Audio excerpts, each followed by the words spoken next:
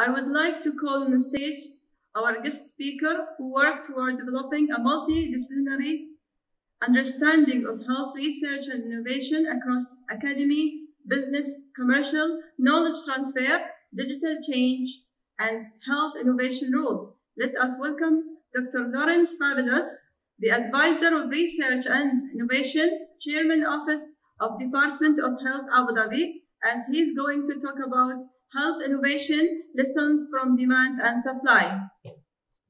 Okay, so till the slides are found, and if they're found, my presentation today revolves around these learnings between demand and supply. And what I mean by demand and supply really is the demand from real-world hospital environments, healthcare environments, and supply, the global environment of technology solutions and digital health innovation and other types of innovation. So we have these two worlds of demand and supply. My first slides would, if I had them, go through a bit of my background. And my background is a bit of a, think of a sort of a zebra with rhinoceros legs and an elephant tusk, and a hybrid, a very hybrid background. I started with a PhD in molecular oncology in the UK, in Cambridge, and then I went into 8 years of business. Then I realized I could talk both science and commercial, and I went into knowledge transfer and back in university, helping scientists do academic consultancy and enterprise and technology transfer. And then I gradually went into innovation in the NHS in London, where I started understanding that actually the same things that are barriers for innovation are also the barriers for technology transfer and knowledge transfer universities. And what these barriers are, I would click now if I had my slides. The barriers really across, oh, by the way, I didn't end my career there. Then I actually joined one of the larger accelerators in London, the Digital Health London Accelerator, that took up about 120 digital health businesses in the last 3.5, 4 years. And then I joined one of the digital health startups as a Chief Business and Innovation Officer. All this was after 3 years working on the front line of one of the large London hospitals to set up an innovation program for a 6,000 staff hospital. So after the startup that focused on using AI to predict and prevent avoidable care in very busy countries like the UK in terms of healthcare pressure, there's a lot of incentive to try and keep people out, of course, yeah. So how can we use technology to do that? But after that, I came here. And I have the privilege and honor to report to our chairman, Sheikh Abdullah Al-Hamed, the chairman of the Department of Health here in Abu Dhabi, to report to His Excellency on research and innovation, which is a very, very broad agenda. So the learnings I've gathered over the last 20 years or so from this faraway PhD to, you got the slides? Oh, great, thank you. Oh, this is what I was trying to summarize, this non-linear career path from a biomedical research PhD to joining a regulator up there, right? And the key learning, good timing, is communication across these disciplines is tough. People from all these different environments do not talk to each other very well. Not because they don't want to, but they don't understand each other. They have different career paths. They have different educations usually. They have stereotypes of what it means to be an academic or what it means to be a business person. So there are big difficulties in navigating this space between business, science, frontline healthcare, industry, and government. Big, big problems. So I'm going to talk to you about a journey in innovation and then go quickly into demand and supply learnings. So learnings from when I was in demand, when I was in a big hospital trying to do innovation, and learnings when I was in businesses supplying innovation and other services to large hospitals or other industry. So the journey I selected is quite a peculiar one because it's a journey where a small team of people, 1 or 2 or three people in this case, had set out to try and help a 6,000 staff organization innovate, whilst not really being part of them. It's a very interesting use case in my view. How do you do it? If you've got very few relationships, no strategy in the bigger organization, or very unclear governance of what is innovation, how do we do it, what does it mean for us? We have a big electronic medical records to deploy. We don't have time for this, we don't have money for this. This is going to distract our frontline clinicians. What does this mean for us? Yeah, all this mess. Who owns it, by the way? How do we make decisions? No direct opportunity operations resource, and very, very little money, just a few £100,000 of money. So the question is, where do you start? And it's a rhetorical question because I'm going to give you the answer now, I mean, at least my answer. My answer is, you start from the front lines of the organization. Few people are the superstars of the organization. You start from them. Can you find them? Few people are the people that really, to the nth degree care. Can you find them? You start from them. So these are just a few examples of projects in this 6,000 staff environment, of digitizing a maternity pathway to sensing environment, carbon monoxide and temperature readings from an ICU, gamifying pediatric physiotherapy, digitizing physiotherapy prescription for outpatients in a very busy clinic, doing efficacy and usability trials for sensors. In this case, it's a sensor that goes on the stoma bag. Digitizing or using new medical devices to detect pressure ulcers before they're visible, a very important problem, and more. Monitoring gestational diabetes remotely, introducing artificial intelligent conversational agents, and sharing about £5 million worth of data. That share button there symbolizes a £5 million deal that we managed to secure in the UK for use of data sharing agreement, in essence, supporting clinical artificial intelligence experimentation and development. So this is sort of the outcome of this, and I will tell you now, I will jump into some of the learnings. From demand side, so hospital side, provider side. The key learning for me is that there's often, in terms of innovation, a huge underestimation of the complexity of building something new, and a huge, also, overestimation of the potential of a new solution. So maybe you can put your hands up if you agree that you've heard in hospitals, I don't know how many of you work in hospitals or close to hospitals in health. This is a healthcare, of course, scene. Our problem is unique. A lot of people say that. We can't really find anything out there that does this, so we need to build it. And in fact, not only will we build it, but we will make a lot of money selling it. This is a very frequent story in even large providers. And it can lead to many problems. It can lead to very senior, seasoned clinicians also losing a lot of resource and time.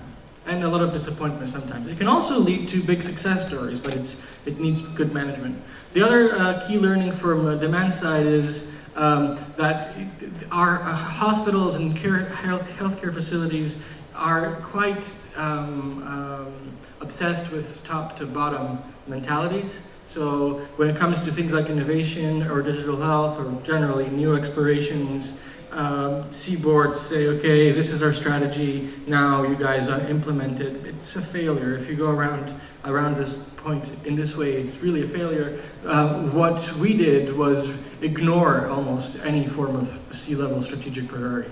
Sorry, it doesn't sound very nice, but we didn't really have that much guidance. We used frontline priorities and talent to guide us to some first levels of implementation of innovation in the organization. When an organization matures and is aware of innovation potential much more and has structure, process, funding, moving increasingly towards top to bottom works. But what I'm outlining is early innovation journeys for organizations that haven't really tried it, haven't really explored very much. A bottom-up approach is essential. And bottom-up means minding your foxes. Foxes at the time was how I used to term people that really cared, frontline clinical staff, but also operational staff. So these are people that are super excellent and experienced. They have a drive and passion that's above the money that they get. They are sort of achievers across not only clinical but other domains, research or quality improvement. They're humanist. You can see it in these clinicians that they really care about the patient. They're patient ambassadors. It's like you're talking to 10,000 patients when you talk to one of them. They might not be connected to the top, and they might not have all the skills that are needed in order for them to deliver or to excel in terms of innovation. And they are perhaps also often not excellent communicators, so they can't really articulate their problem very well necessarily, or they can't articulate surely the solution to their problem very. So they need help. And they're busy because they're hard workers and they love what they do, so often they end up doing other people's work as well, or they work overtime. And generally, they're the stars. Maybe some of you are such foxes. So innovation, for me, is about them first. This stuff doesn't just happen in an organization. So when we talk about innovation, often we have this fancy MTV type cool feel of setting up a lab and putting big nice leather sofas and ping pong tables, and great. And that's great. I mean, we need space, we need dedicated space to do things. But what I'm trying to say here is that putting a line around this innovation effort is really not what it's about. Much, much more than space is needed to make this work. What is needed is a fundamental shift in how we perceive innovation in a hospital. Not just a hospital, actually, but in our case, a hospital. So let's read this. Let's see the frontline innovation champion, that could be a cardiologist or a colorectal surgeon. Let's see that champion that goes to work and works in that big hospital every day. Let's see her or him not as a change manager, not as a person that will be running the project, designing the project, understanding change, getting funding, negotiating with the companies, making sure that everybody in the organization is involved, going through information governance, talking to IT, not as that, but as a vision owner that's supported by services. And the kind gentleman just came in now that understands services, support services very well now, from the Department of Economic Development. So almost the concept of how do we support businesses in the community to make them thrive? How do we support frontline clinical staff in order for them to innovate and actually engage in these things safely and productively? We cannot expect these people to just do it. They don't have the skills, they don't have the time, they don't have the resource, they're not really enabled to deliver. And sometimes they try and they're not really set up to succeed. So governance also is important. Organizations often have, large hospitals often have processes and governance that look like big spaghetti pots, and that can be really, really confusing for the average clinician whose job is saving people's lives in a cath lab, for example. When they try to venture out, these clinicians, nurses, medics, venture out of their clinical domain where they understand process into a domain that involves all these different parts of the organization, particularly information governance, IT again, facilities, other elements, ethics. They can get lost. So the challenge for an organization is, can we be swift in these decisions? Can we support these foxes to have a good experience so that they will try it again and again and again without having to go through what inevitably sometimes is a big spaghetti? This means we need innovation. In terms of innovation, we need process, we need funding that's independent from other big pots of funding in a hospital or in a frontline environment, and a link to the fabric of the organization, particularly quality improvement and other aspects of change management. Innovation is really, in essence, it's quality improvement and change management, using new tools. Now, the sixth consideration is talking about serious operations. So where I used to work, the word impact was almost like some sort of mythical creature that everybody was looking for. And I've used the picture of the Loch Ness Monster to remind me of the fact that sometimes we're looking for impact as if it's really a mythical creature. But why? Why are we why are we finding it so difficult to discuss impact and to talk about the impact of a particular project? In my view, it's because we're not good at project management. Just as simple as that. So we don't, for example, define baselines very well. We don't define goals feasibly. I've had senior clinicians come to me saying that hiring one full-time equivalent of one senior nurse will lower average length of stay for a patient for 3 days for the organization. And this was a director of nursing in London. So are our goals feasible? Are we designing this project properly? Are we using data properly? Are we understanding process properly? Are we resourcing properly in terms of operations, integration, monitoring? You can add this tail big resourcing projects. Often in these environments, you look at these guys and girls that are trying to do things, and they say, how much money am I going to need? And in essence, it's just the money that the provider needs. So I want to buy a new app or a new piece of kit or a new something, and that's what this company asks me is basically the money I'm going to need. But no, I'm going to need much more money, much more resource, because I need research nurses to help me fill in surveys, for example. Or I need IT time to be paid, because when I go to them and finally say, by the way, I need to connect to the patient record, they say, we can't do this. We've got another 6,000 million projects to do. You need to find time, you need to buy time. So resourcing projects. So in the end, it's serious management, serious project management. Again, clinicians are not trained to do this. Scientists are not trained to do this. They need support mechanisms around them. So I'm moving to supply learnings quickly. If somebody can tell me how much time I have, I'd be grateful. I should have maybe 5 minutes, I don't know. So this is from the business side. This is from the startup or the business that comes into a hospital and says, or in fact a Department of Health and says, hey, we got it. We got the solution. Often what happens is these people, and I've been on that side too, I remember, so I've got the right of to share views on this from my personal experience. Often we make, and then we think, and then we want to try and sell. So we don't really engage with experts before or during product development or solution development. That means that when we go into a system to try and provide this service, it's half-baked. It doesn't understand underlying processes. It doesn't understand how radiology works. It doesn't understand how pharmacy gets paid. It doesn't understand how the payer looks at that particular part of coding. We don't understand. These businesses set up a solution without understanding the problem very well. Also, they don't understand the value of what they're trying to bring. So businesses need mentors in accelerators and incubators. Half of the work that we do in incubators and accelerators is helping businesses understand and communicate the value that they bring. What is the business case, in essence? What is the benefits case? It's remarkable that even companies that have good amounts of venture capital funding, mature businesses, may have difficulty expressing this value. And not only expressing it, but evidencing it, substantiating it. I'm going to save time. The patient will get better faster.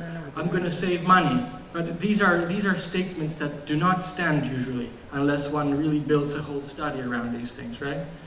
So a solid business case and a solid benefits case is often missing. The other thing that's often missing is an understanding of who benefits from the solution and versus who pays. Often who is asked to pay for healthcare technology or innovation is not actually the beneficiary. Is not, so in some cases it might be a solution that the patient uses and it benefits the patient, particularly in digital health, for example, or remote aspects of remote monitoring and care, but that the patient will not pay. What is the benefit to the person that pays? Who buys, basically? The power of win-win. If you put people that are good deal makers in hospitals, you can get good win-win deals out of. So when businesses come in hospitals, yeah, we're done. So I'll wrap up the point here. Hospitals have a very strong position with the right negotiating power, you can really do huge amounts of things without too much money. I'll jump to the end. I had a few AI considerations, but I won't have time for that because I was late, forgive me. I'll end just by my ending slide, that really what unites demand and supply, what unites businesses and hospitals and healthcare is this need for transformation and particularly evidence. Creating evidence of new technologies requires a very close collaboration of business and frontline healthcare environments, right? So only if we work together as sectors, and government being part of that, can we create the evidence around that health innovation currently needs. Thank you, and sorry for being late.